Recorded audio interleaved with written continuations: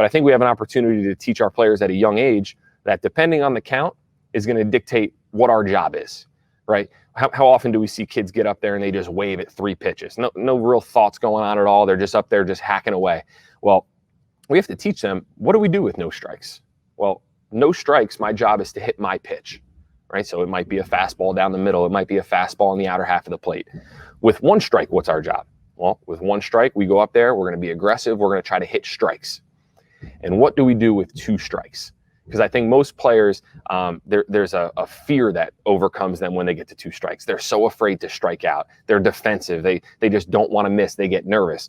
So what I try to tell our guys, when we get 2 strikes, we get up on the plate, we shorten up, and we just find a way to extend it 1 pitch at a time. I mentioned to you guys last week about extending at bat, right? We're talking about building team culture and what's something that can really get the guys fired up in the dugout. Well, you get a guy that's down 0-2, and he extends that at bat 4, 5, 6, 7 pitches and draws a walk.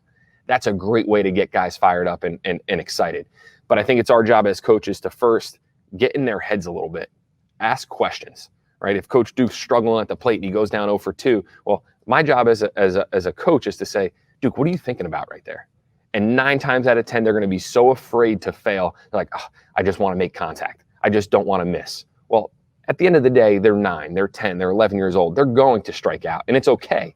So we have to let them know, like, it's not going to be the last time you strike out. You're going to strike out a bunch. And I can't tell you how many times in my career I've swung over a 0-2 slider in the dirt and missed it and didn't even have a chance. And I remember being back in pro ball, and my manager, Pete Rose Jr., one time told me, 2 strikes, I want to see how many pitches you can make this pitcher throw.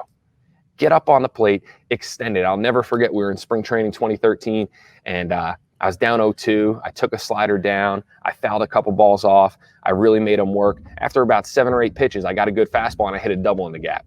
And you would have looked in our dugout. You would have thought we just won Game 7 of the World Series. Everybody was fired up. He gave me a big pound. And it was cool to hear it from the coach.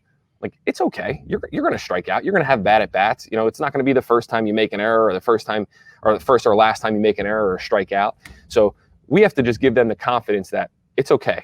Right? Down the road, big picture, you're not going to remember this at bat. Get in there, battle, get up on the plate, and find a way to just really extend it. 1 more pitch at a time.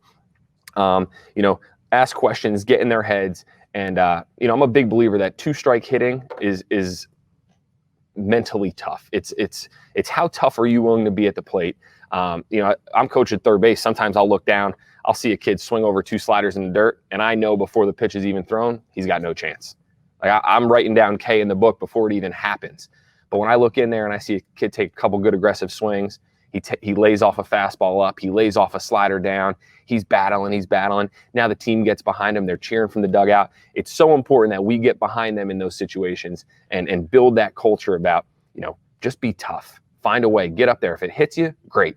If you can draw a 6-pitch walk, great. But whatever you have to do, make that pitcher work for it.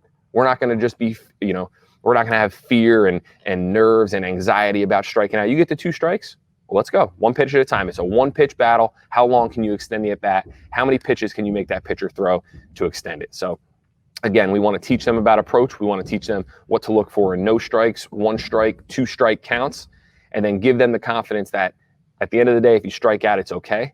But we're going to do whatever we can to just be tough and extend it 1 pitch at a time.